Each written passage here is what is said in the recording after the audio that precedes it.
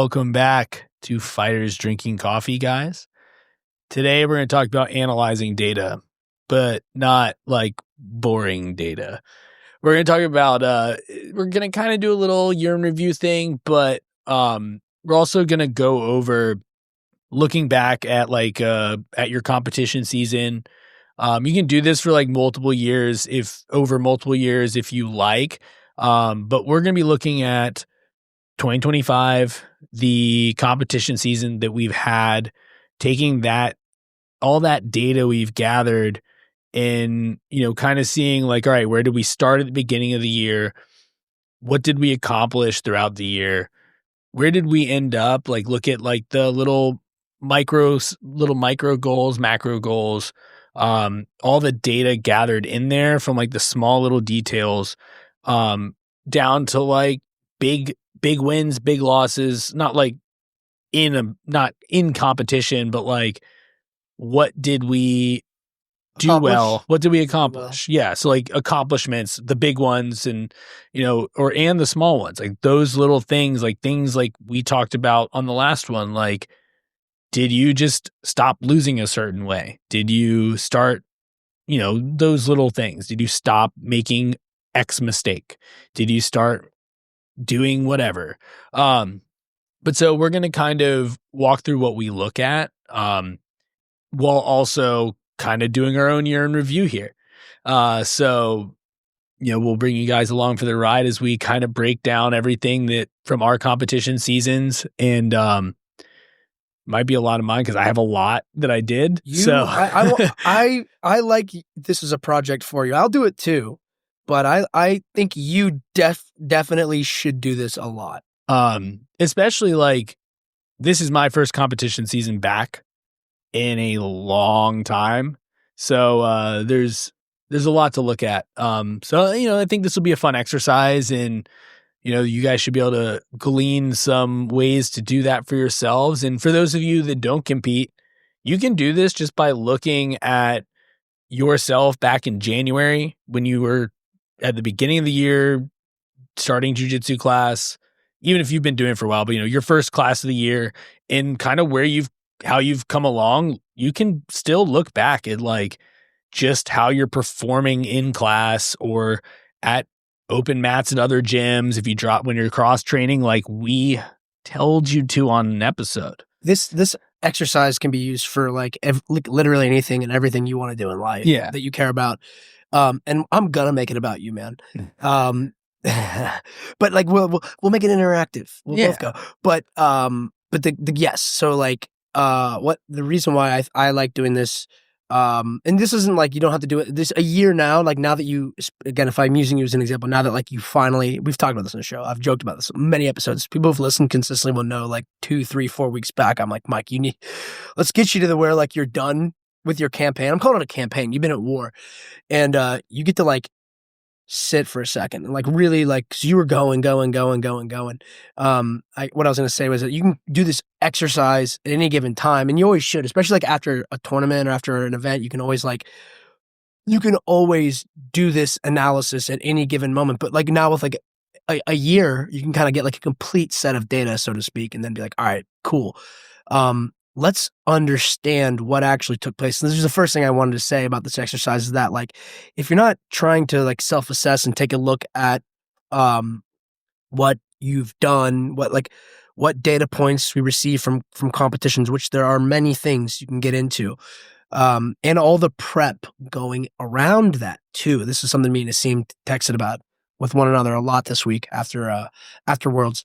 But if you're not looking back at things, you also don't really get the full picture. Like you'll miss stuff. You might think to yourself like, man, I had a really good busy year, and like you'll still like benefit from that. Like you're not like the work you did's not going to bear zero fruit, but you can get the most out of it by looking back and being like, all right, dude, well, let's really study and understand what took place. How many times did I compete? How many times did I cut weight? Because maybe you weren't cutting weight for some of those, and like, as you know, like that's critical intel, man. Like, because how was my weight cut? How did my training change along with like the reduction? Like, I'm just giving you an example of the type of depth that analysis can provide for you. When I was cutting weight, did I bang up my leg 5 days before a tournament? And I decided to kind of tough it out and go in, and then how did I perform that weekend? I'm just giving you an example. Like, it's like you get to look at these things and be like, all right, well, how did May go? All right, May, I won gold at whatever. Okay, and then in June, I didn't make the podium. I got tapped out first run. Hey, maybe May to June, maybe you were overtrained. Maybe you competed. Maybe you hadn't gotten to where like you're acclimated to that level of activity. Again, these are just examples.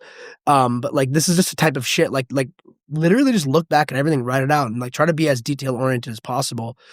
We have tools and things that we can look up. Like you have some of those nifty like internet things that you even told me about that like what's that one called? Like the BJJ, like BJJ metrics. That's the one. Yeah. Hey, shout out to BJJ Metrics. We should talk to those guys. But anyways, another time. But like something like that actually kind of like helps compile some data, but like, so you can leverage a tool if the tool gives you some directionality in the stuff. But like while it's fresh, while it's top of mind, and you still remember these things, because like I could go back, I have decent memory for like all my tournaments and shit, but like we go back years, like you'll forget shit. So do it now. But you get to go run through everything and try to like remember everything about the match. Did you win on points? Did you lose on points? Did you win a ref decision, lose on ref decision? Did you submit the guy? Did you get submitted? How many matches did you have? Did you do 3 divisions plus absolute? Because you did that a couple times, bro. Yeah. So you'll have mad data, dude.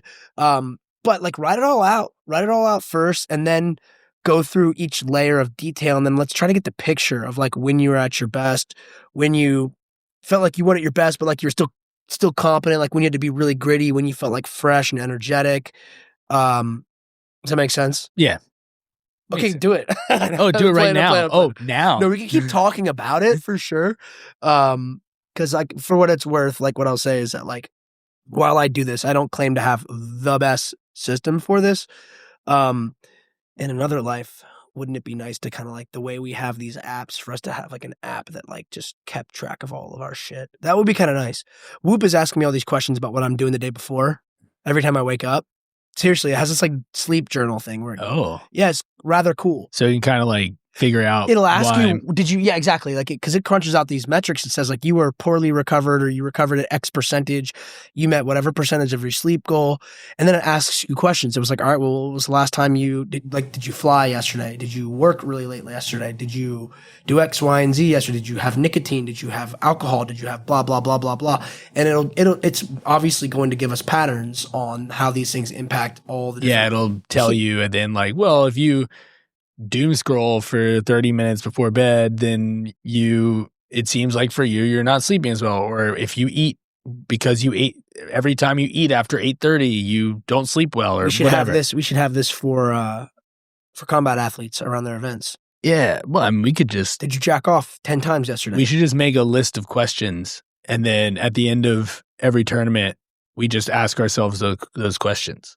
So, we have the warm up we do every time, right?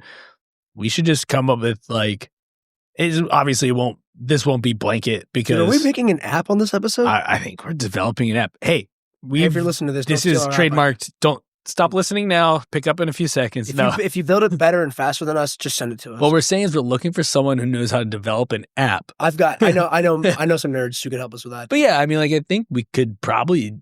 I mean, we just even do that in a journal. We'll figure it out. Let's fuck around with it right now. We're not going to give you guys too many ideas. We're going to do the thing we're going to do. We're going to analyze the year, not give you guys our app idea. Yeah. Fuck off. Don't take my app. Yeah. But yeah, I mean, like, yeah, I mean, I tend to, I do this like at a super small scale after each tournament, but like, you forget because I haven't been writing it down because You're busy. It's not a behavior. Got to move on to the next one. Yeah, well, while you got a couple weeks between now and the end of the year, like this is one more call out to why this is such a good time of the year to do it, because like, people start to travel for Christmas, people start to travel for New Year's, like businesses start to slow down, like people get days off, like in the jiu-jitsu world, classes start to slow down, there are open mats and shit. Like people have a little more time on their calendar to like sit around, like, dude, wake up one of these days, eat your bagel. Yeah. Eat 2 bagels, gain the weight, have a cup of coffee, and then I'll fucking do it with you. I actually I rather enjoy these exercises. I actually really like it. That's why like me and Asim like to fucking work together, because we both like this shit, like this nerding out on stuff like that and like asking these questions. It's really fun for me. The discovery process, I like that a lot. Yeah, I'm actually sitting down with him probably tomorrow about There you like go. our There you go. little recap. So this will be a practice. It's gonna be forced upon you. But like this, here's the last thing to pick on you, dude. This is like, again, this was your first big comp year in a minute, but you've probably competed more now as a grown ass man than you ever did in 1 year before this. If I had to bet, dude, probably think back to like maybe like except for when you wrestled in high school. Outside of wrestling, yeah, I probably did more now than. So you're taking it seriously, but you're more committed to it now, right? This is a cool thing. So like, do it now. Like, do it this year. Like, do it like this will inform you next year on just how to do everything better. It's cool. Like, I mean, I'm gonna do it. Like, I do this too, but I'm gonna do it with more rigor now that we're talking. I type shit up. I've given you papers that I type up. Yeah. I'm gonna type up more shit, man. I've actually got like a whole list of things I'm typing up in the next like 7 days for myself, but I also intend to distribute it to people who like students who I know will find value in it. Yeah, people that will appreciate it. But yeah, man, I mean, like, so let's lay out some facts, bro. Let's just do it. So let's see. You want me to guide you with questions? We can do a little bit. I'll set the stage on like kind of what the length of the year was and a couple key time points. So like season started, was Copa Elite February or March? Good question, bro. Let me take a look. I want to say it started with Copa Elite though. So just to like March. I think it was March. It was either end of February or beginning of March. It might have been like first weekend of March because I will tell you. You keep going. But whatever. If I searched through my pictures, I could find out. I'm gonna find it, man. But so it started with Copa Elite, which I was competing with an almost missing finger, by the way. That was fun. I forgot about that. So this is a critical part of your story is like being mangled. That is the beginning of the season. Then when that first Virginia Spring Open. You cut your hand. Hold on, I'm not done with that yet. Did you cut it when like a... It almost got ripped off. My pinky almost got ripped off by a machine. That's right, dude. I don't like that. Yeah. Yeah, I got my stitches out early and like it still wasn't closed and I competed. Yeah, so maybe don't do that. Just from like a general... Let's start with that. To the extent that you can keep your hands out of... it's not heavy machinery. Yeah. Well, and like, look, probably get it let it close up. But I was not pulling Copa out. Was February 8th. By the way. It was the beginning of February. It was early. So it started beginning of February. That's right. So we're 10 months. Yep. 10-month season this year. 10 months. The longest break was Virginia to Virginia. Virginia to Virginia. So that was 3 like months? March, I think. The first one was... It was March or April. March to June. Yeah. And until July for Virginia. So that was the longest time off. But in that time, that was when I started working with the seam. So that's kind of like the key time points. And then right before, about a month ahead of Pans, I think it was, is when I left my job. Okay. So those are like kind of the key. I think those are probably some like key, like, timeline, like building kind of a framework there. So 10-month season starting in February, started working with a seam in April, right after we interviewed him. And then left my job at the end of the summer, September-ish. So about a month before Pans, I believe. So that's kind of like the setting the stage there.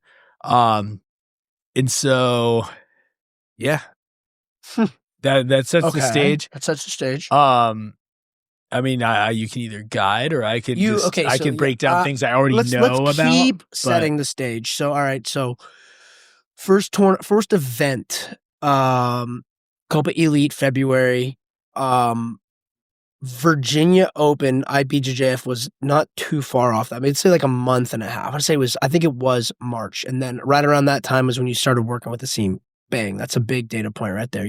We get a professional strength conditioning program going. About, let's say 8 to 12 weeks. We're not exactly sure what the exact date of Virginia Open was, plus a seam. You then moving into the next Virginia Open, the summer one, which was July, not June. Okay, so let's say it was about like 10 weeks.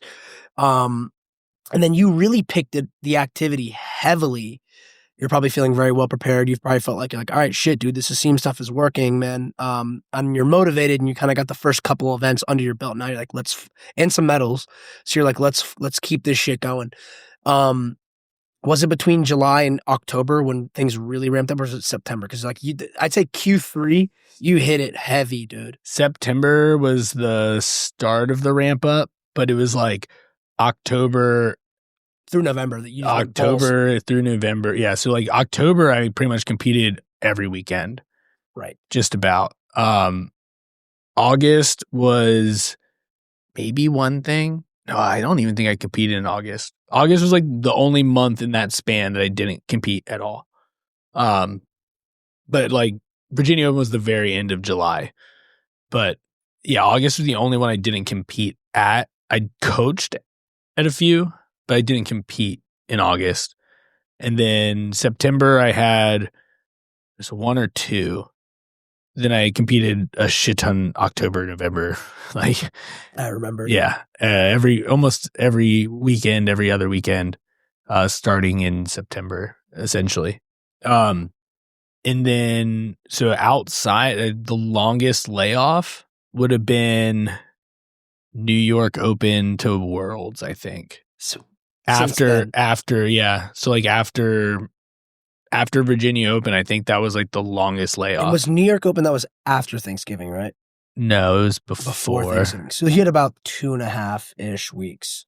Oh no, because I competed in NGA. It was about a month. I think I had about not NGA, Movember. It was like a 1 month layoff from Movember to Worlds. Okay. Right. So once things like you crescendoed towards the end of the year quite a bit. Okay. Got it. Now, ordinarily, we can do this together on the show here if it doesn't take an arduous amount of time to do it, but I'd like to know like how many matches you had at each event, like how many matches in total. You can estimate. So 1, 2. How about this? Do you think it was more or less than 20 when you put it all together? It was probably a little less than 20. So, but let's round up to 20. Yeah. Because that works.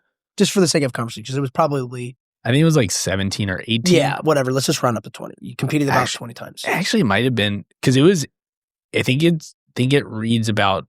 I think it showed about 18 just in IBJJF.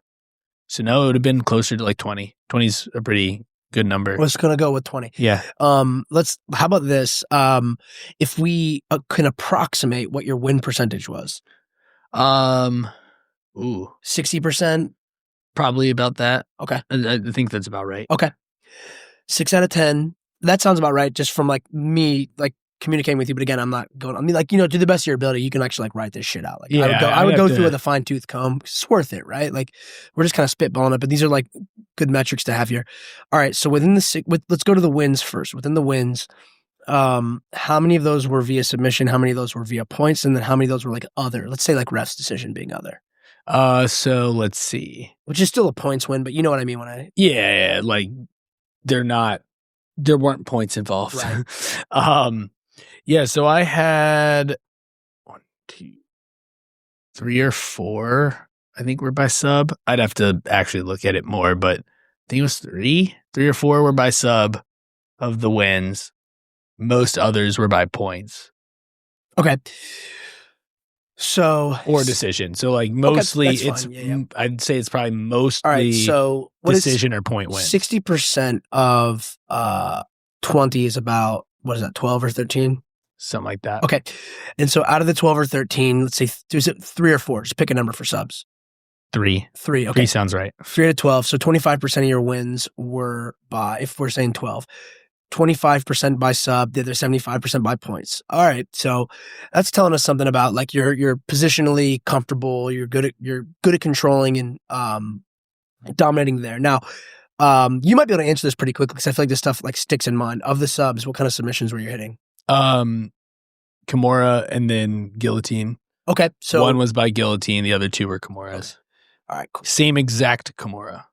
So, but this is important to know because it's that's telling us, and we've talked about this too, where it's like, because I'll ask people this all the time. Like I ask brand new competitors, and I know they don't have the answer for it because they're new, but you're not new. Which is like, what are your weapons? How do you win matches? What are your subs? For you, you're like, bam, I fucking Kimura guys. Yeah. And you get to them, right? But like this is starting to paint a picture for you, man. It's not that there's necessarily any sort of crazy takeaway from it other than like, hey, when I've won by submission, this was how I did it. Now, again, we don't have to do this right now, but it might be worth you asking, like, well, how did I get to those subs? What were those? Were they scrambles? Was it passing? Was it like, what do you remember about it? Was it like, hey, like late in the tournament, like this guy's tired, I'm not tired, he was weak, I fucking choked him. You know what I mean? Shit like that. Like you get to like be like, how did this sub develop? So it's actually kind of cool because both of them come off the same. I mean, this is something that for the specifically that Kimura setup, but also it feeds into that guillotine. It's the exact same. We've worked it since the 20-teens. It's like the exact same thing. It's just like, it's not even something, it's just in my brain. It's just it's second nature now. This is your game. Yeah. That's what we're talking about. This is like you being like, hey, like, this is a type of education that, dude, like when you think about the last match you had at Worlds where you're like, all right, like, where do I want to be when I am in any given match?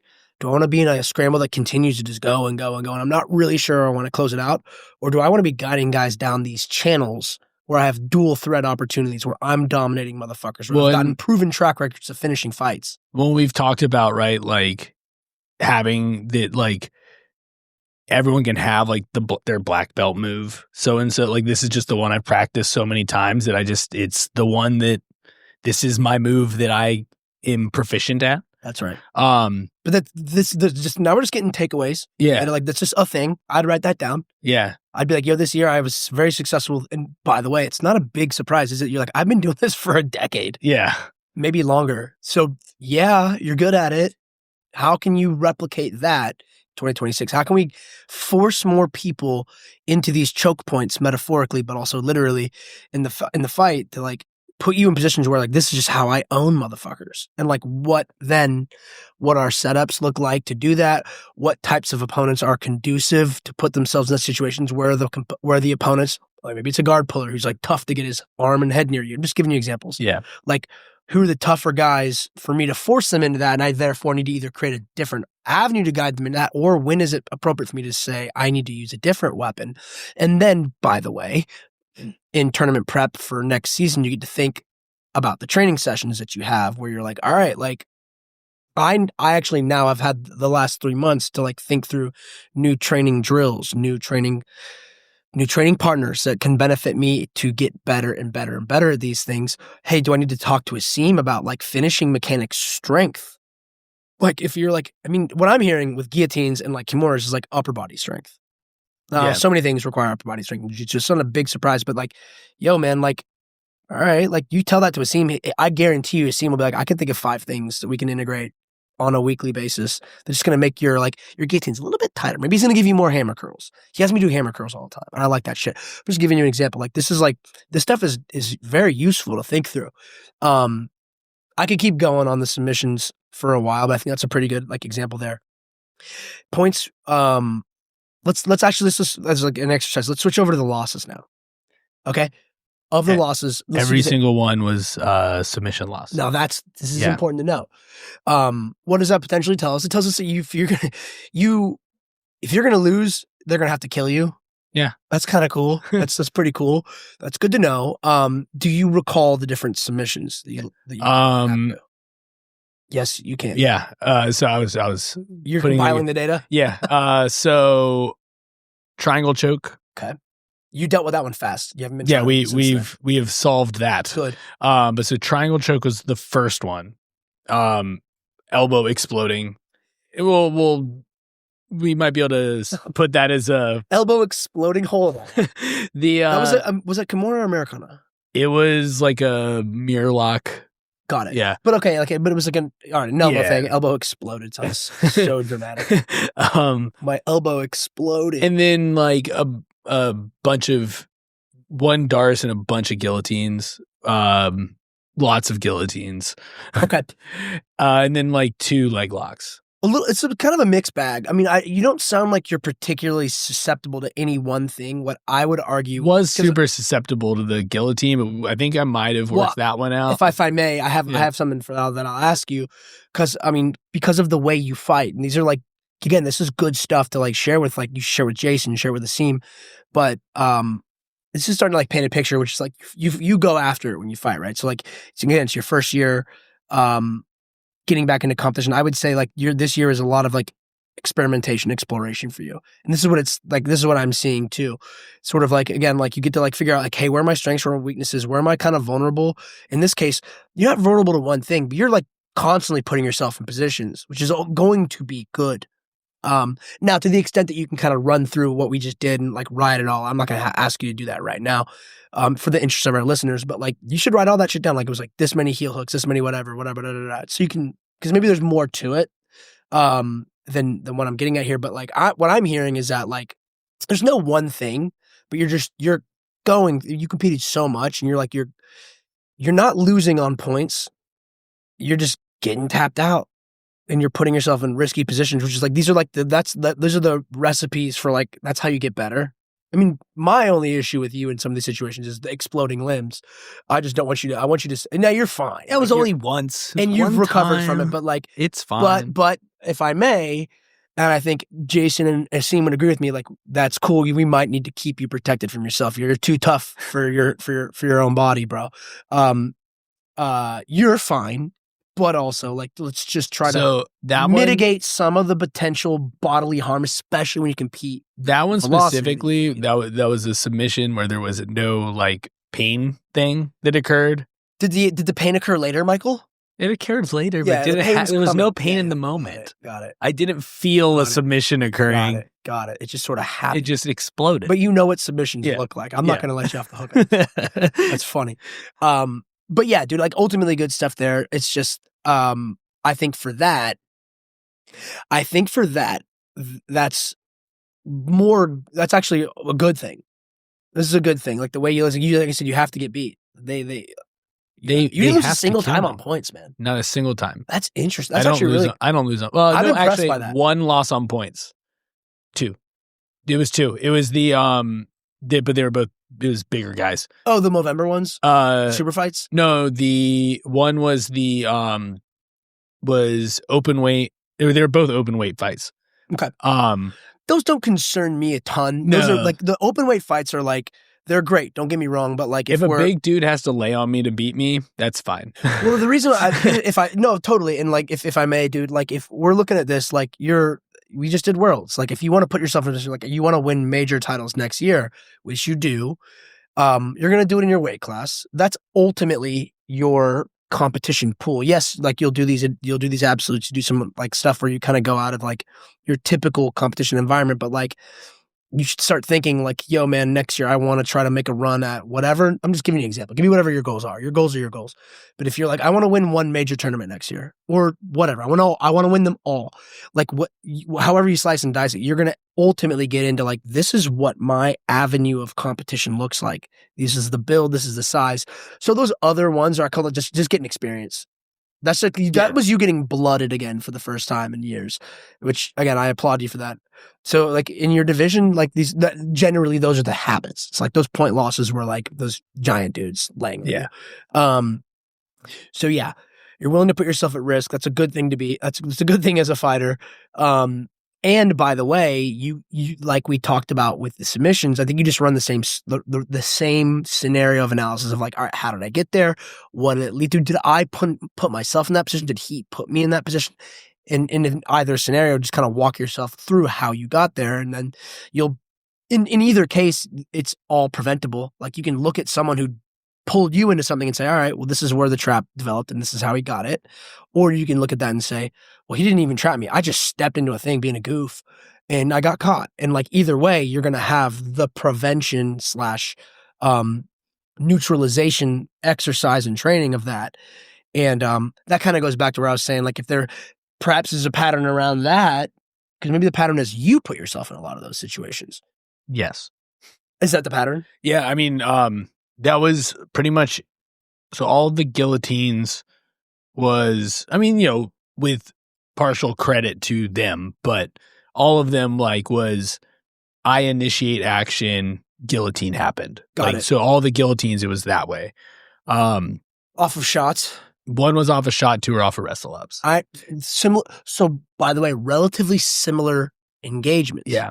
So that's a worthwhile nugget to say. All right, like we know we're going to go through these wrestling takedown or either a wrestle up or a wrestling takedown. It's going to come back, and you're not going to stop doing it, nor should you. But hey, Jason, let's look at this and say, all right, man, like we saw a pattern here. What's this? Because all it could take is just one little direction change with the way you prep a thing. And then all of a sudden that's gone. You don't have to worry about that shit anymore. And you're like, now when you wrestle, it's like, those are just points. You're just taking people down. But that's a worthwhile one to be right there. Be like, yo, this happened a couple times. I'm not too concerned about it. I know there's a thing I can do different. Because we've talked about this too. Like when you're constantly in like prep for the next tournament, you don't always get to stop and do different. You kind of just have to do the same. Yeah. So now you get to do different. Now you get to be like, yo, all right, well, we analyze this one thing. I know this is not a crazy trend, but it's a trend. It happened more than once. All right, like instead of the double with my head here, I'll do the double like this, or I'll go outside single, or you name it, right? Like you just make that adjustment. And you're like, all of a sudden, I don't get guillotined anymore off these fucking doubles. If that is exactly what happened. See what I'm saying? Yeah. No, that makes sense. Actually, after the third time it happened, I was like, all right, I can't let this happen anymore. I was like, we are going to. The two wrestle up ones were in the pit, so there was a little bit of like a function of using the pit involved. But like we literally spent 30 minutes just. So there's two other featherweights that are in the area that I'll train with that like compete frequently-ish.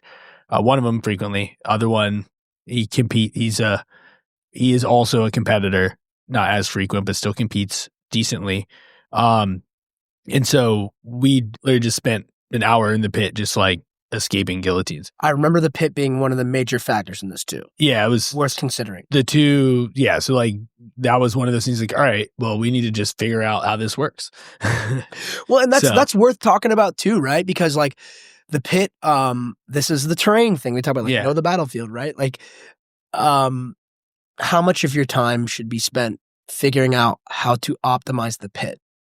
Yeah, you see what I'm saying? Yeah, I know it's yeah. There's not necessarily a right. There is a right or wrong answer depending on how frequently you're going to be in the pit. But if you do a pit tournament once a year, I don't think it should dominate how you prepare because that does impact what we talked about a little bit. But whatever, that's just kind of a sidebar comment. It's just shit for you to think about because I remember one of them was a wrestle up, if I recall, from the pit. Yeah, so both wrestle up. The dude elevated off the fucking pit. Both of them were very similar. Where it was like my back against like towards the pit wall, wrestling up. Came up kind of concave. And so like the way that it changes the way you have to wrestle up. Yeah. So that was like, I think that was like a specific thing with that one. The other one was just off a shot. And that was like, all right, we just need to correct this shot. It was also a shot I never do. So maybe don't do shots you never do in tournaments. Yeah. Well, hey, but if you don't look back on this shit, you don't get to like get this. Because maybe it's not as big of a deal as we think, or maybe it is, maybe it isn't. But like just, this is the whole point is just doing this exercise. Anyways, man. Yeah. So like I'd run through all this type. I would also do one on like energy, stamina, strength conditioning, health of the body, especially when we get into that like 8-week, 9-10 week, whatever rampage you went on. Yeah. Towards the end of the year where like you were cutting weight all the time. Like let's go through all that and then be like, yo, how physically prepared did I feel or not prepared or overtrained or whatever? That's one point of analysis is like, I'm definitely not gonna like do that many all on top of each other again. Cause like you pigged out on jiu-jitsu, dude. You went to the jiu-jitsu Fogo de Chao. Yeah. You wouldn't leave. By the end of the kind of like that last stretch, I was like luckily I was like recovered by the time we got to Worlds, but like, dude, it was. Well, were you mentally recovered? It was rough. Were you like fired up, motivated, or were you like, yo, I kind of need a minute? Man. I was probably edging on burnout a little bit. I mean, like it was fine. Like you managed it. I'm able to manage it, but like it was definitely like if I did like one or two more in that time span, if I did like one or two more tournaments, might have been a little rough. And like a part of it too is like it was a lot all at once kind of at the beginning. Like I was talking about, maybe I'll stick to like once a month this coming up season.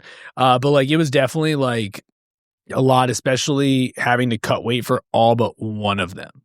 And so like that was definitely tough. Like I think probably that the New York Open definitely shouldn't have done that one. That was probably like that was kind of like I think that was like a moment. Yeah. Like that 10 hour drive up and back and competing and like cutting weight for that and like all of that. Like that was definitely like, that was like a little bit of an educational moment for you. Yeah. Eye opening as it. So I was like, all right, we don't need to do this. That was just because I was not gonna no show. No, I get it. Now, by the way, you said something on that last. This is important shit to think about. Also, the weight cutting. You're gonna have to get into this with Asim and Jason. Be like, yo, guys, how much longer am I gonna be doing featherweight? Yeah, like when does it make sense for me to make that leap? I know my opinion on it. I know we've talked about it, but you got to engage with them and be like, yo, guys, let's make the right choice.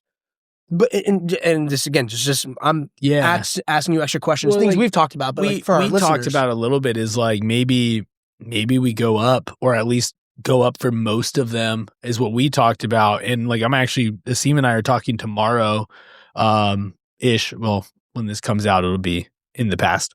We will have already talked about it by the time this comes out. Good. But like, I'm leaning towards moving up a weight class because it's getting each cut, and it, it's whether it was a matter of volume of cuts or whatever, but it might be like, hey, like let's move up for half the season and then cut back down for majors or something like that. Cause like it is getting, I mean, it was tough because you did like a shitload of we're also actively trying to like build muscle. So like it was also kind of like hard to do both. All right, we're building muscle when we're not cutting, and then we're cutting, and then we're building muscle. Like it wasn't really affecting the overall muscle building part. Like, but like each one got harder because I was actually getting bigger in between each one. Yep. So like that was definitely tough, and I'm definitely reaching the very top end of the weight, because I mean it took 10. It's at the beginning, it was taking like 5 days of eating down, and this last one for Worlds, even with the longer prep time, took 10 days. So like your body's probably fighting back a little bit. It's like, hey, motherfucker, enough of this, dude. Overall, if I may, like what I'd say this year was like, this is why this is going to be such an important episode and a good exercise for anyone listening, and definitely for you. And I'm happy to keep talking about this shit because like I said, I like this stuff. Dude, this year, again, first year coming back, this was definitely like, let's get as much data as possible. Let's get you out. Let's get you active. Let's blitz the season. Like, hey, welcome back, Mike. So now you're in a good position to ask all these questions. These are all great questions, but if you don't do all the things you did this year, you also don't know what direction to take next year. So you're going to have so much information to analyze to make next year so much better, because you'll be able to ask like 6 or 7 important questions and you'll have an answer. To respond to that last one, dude, just to talk about, I mentioned the last episode, like Kaisar, the dude who I competed against in Chicago at lightweight, who was taller than me. I thought he outweighed me by about like 6 or 7 pounds. I mean, granted, obviously we're in the same weight class and we felt like physically like pretty similar. So he's just a taller dude than me. I ran into him, at Worlds last week. He won at featherweight.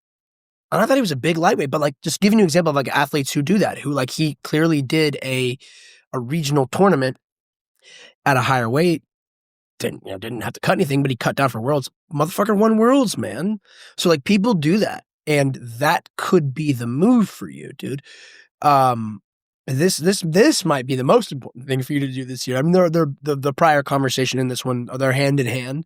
But I think that's a big one. And that's also a good longevity question. Because if you're talking about approaching burnout, I gotta think that weight cuts 60, 70% of that mental burnout could be you're just doing so much as well. And you cut it off right in time.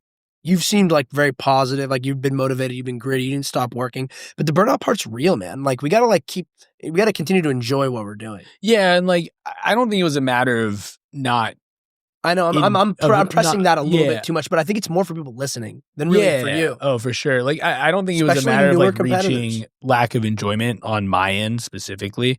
But it was definitely like reaching the point of like, I just need a break. You know what I mean? Like it was more of that. Like I know exactly what you mean. Perfectly timed though. Like it luckily it worked out. It was perfectly timed. It was just like that last day of like cutting weight. I was like, I'm so ready to not cut weight.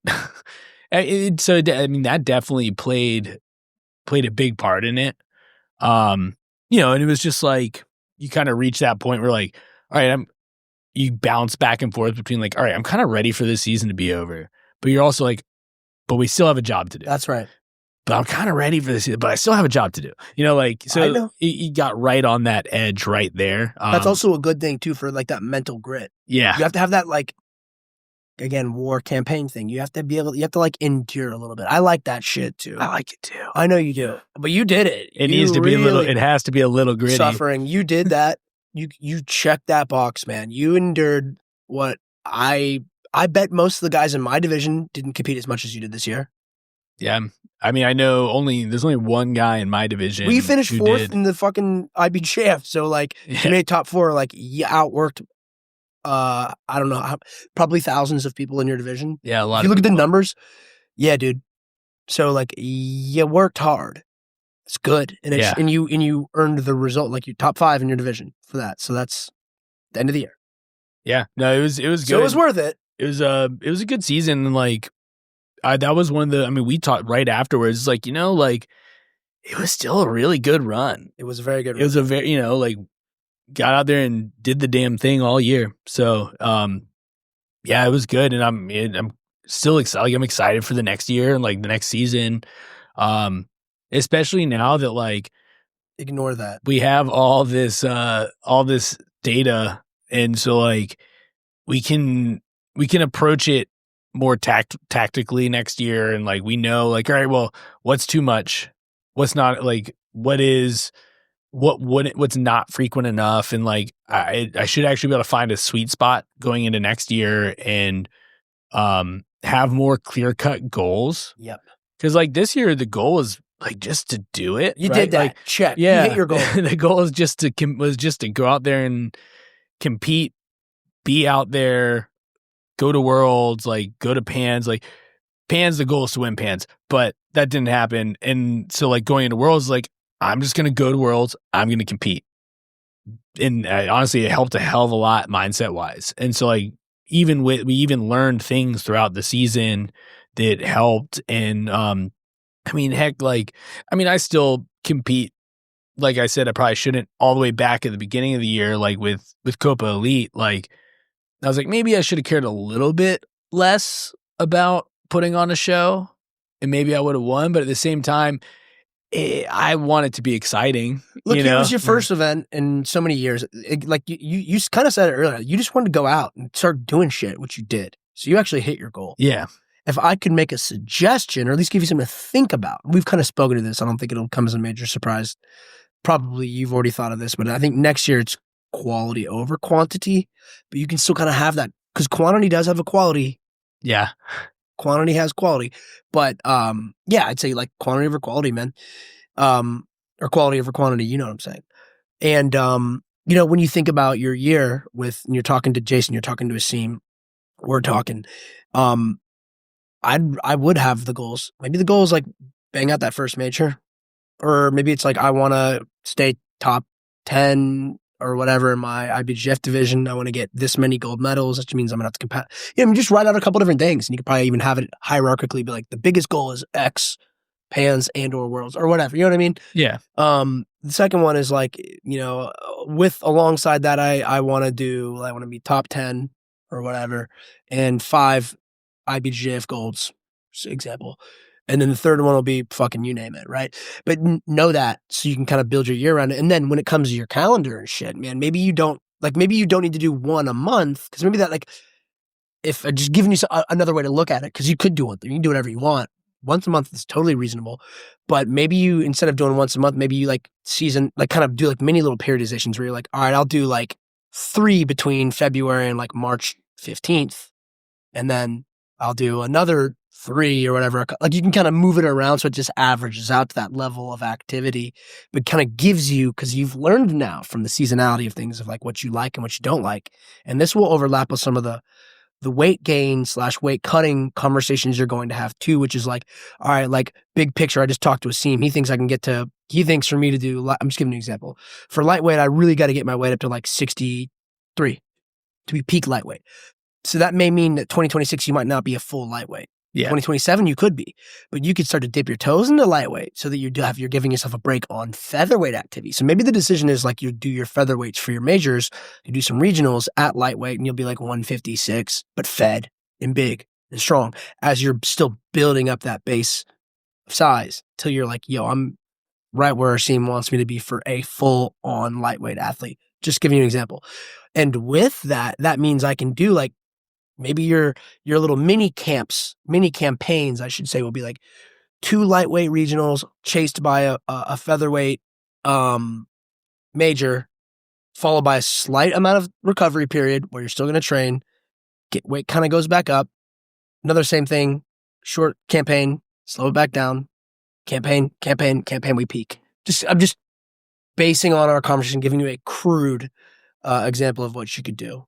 Yeah, I mean, that's something to think about. Yeah, it all makes sense. And I think that's kind of and you'll want to run through this entire podcast. It's a good thing you have all the raw data from the podcast. You can do this. Yeah, I mean, you'll probably come up with your own analysis. We could even assign listeners homework to analyze the entire go back and listen to all the episodes. Recite back to us your analysis based on I'm going to do that. It actually works. All 40 you don't actually have to listen to all of them. Yes, they do. We might not have to listen to all of them to do that, and there might be a couple we can cut out, but for the sake of like doing the homework on it, but yeah, listen to all of them. You're already listening to this one. Listen to every single one. That's right. But yeah, I mean, it's exciting. I mean, I'm excited, especially like being able to build a good, like an actual schedule next year. I just wish they would release stuff sooner. Well, like I wish they would put some have so that you can actually plan a little bit better. Here's what you can kind of plan on. You can plan on December. Same thing as last year. Well, that one's on there, luckily. Euros is going to be in like November or October. Pans will be November or October. Those will be very close together. They always are. What am I missing? Nationals will be like in June, July. Fucking ass load of regionals between that. Regionals are kind of easy to plan around. It's just like, I know there's logistics and stuff. You want to like have an idea of where you're going to be and when you're going to do a thing. Those ones are just tough because if like sometimes those pop up before Pans or before Euros, and so you might then you end up booking something too close. I get it. So that's why I think you plan around the majors because you kind of know when and where they're going to be. And then what you do is you earmark weekends or like ideal, like wiggle, like 2 to 3 week range for like, I want to find something that I can get a flight for less than $250 to go compete weekend, or maybe I'll drive, right? You kind of like earmark, you're like, yo, I'd like to get a couple regionals, or I'll do some shit locally just to like keep that bigger goal nice and well prepared for.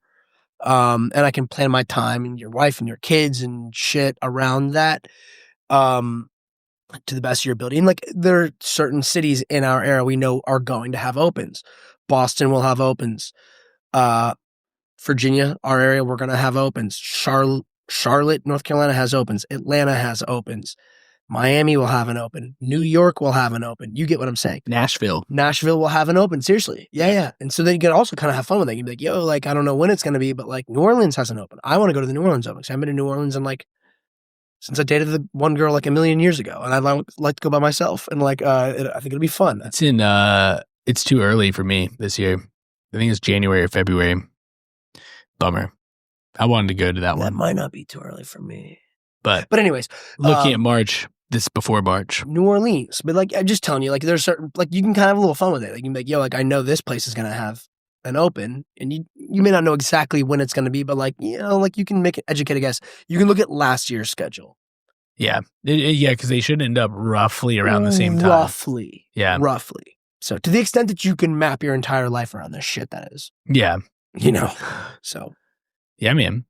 Cool. So how's that for some analysis? That's analysis right there. We're just getting started, but There's so much more we could do, but we are coming up on enough time for the listeners. But yeah, guys, so like that's just a little bit of a little hot taste, a little bit of some hot takes. You two can do this. But so like that's just kind of an idea of, what we look at when we are going to be doing this. I mean, we're both going to be doing our own analysis, and that's just kind of a brief introduction to it. But, we're looking at like, just kind of summarize it. We looked at how often we competed, how much, like kind of how we win, how we lose, where we're strong. And like within that, you look at, all right, well, if I'm getting submitted, how am I ending up there? Or if I'm submitting people, how am I getting there? And like, you can take all these scenarios that you're analyzing and turn them into actionable items. So you can look at like, all right, well, how do I drill? How do I get better at this? How do I create games or drills, or like how do I utilize my training partners so that I can practice this specific thing, whether it's funneling to your submission of choice or creating, just actually being able to create like a practice plan. So you should be able to actually take everything, implement it by the time you're done analyzing it. So like, that's right. This is all meant to give you like informed decisions on how you can change your day-to-day for the thing that you obviously care a lot about doing and you want to do better at it. So this is meant to do exactly what you're talking about. It's going to give you an action plan for like the handful of choices that you want to adjust. It's the end of the year. Everyone wants to make New Year's resolutions. Like if you've trained for years and years and years and years and years, it's a good thing to like implement and make adjustments. Yeah, because if you ain't adapting, you're dying, baby. Yeah, if you're doing this, if you're doing the same thing, you're gonna get the exact same results, right? Damn right. So some people I'd like to, yeah, that's right. That's right. Yeah. But yeah, guys, so hopefully this gives you guys something to act on, a way for you to go back and analyze your year. And yeah, I mean, this will actually kind of be perfect. It's be right before New Year's when this comes out. So this will be perfect. This will be perfect, guys, because this will be your way to analyze and look at creating those New Year's resolutions, because you'll be listening to this on the last Tuesday of the year. Make 2026 your best year. Yeah. So we'll be there right there with you guys. We'll be hitting the ground running going into 2026. We'll be competing, and we'll keep you guys in the loop on that too. But with that was Fires Drinking Coffee. Everything's still in the show notes. Forgot last time, but please, please, please make sure to get on there, rate, review, drop those 5 stars. That helps a lot. The ratings and reviews too, like by actively like commenting or, writing something with the review, it actually does help. That helps with the algorithm even more. Addition to the 5 stars, you should do the 5 stars, but then also, write something down. It helps out, especially if you're on YouTube, apparently. Oh. I'm learning things about algorithms, guys, and I'm passing on this information to you. But like that helps us get in front of more listeners. That helps us, helps more people. If you guys are enjoying this, why wouldn't you want other people to enjoy it too? Hear, hear. So share the love, especially going into 2026, guys. We love you. Bye. TTYL, bye.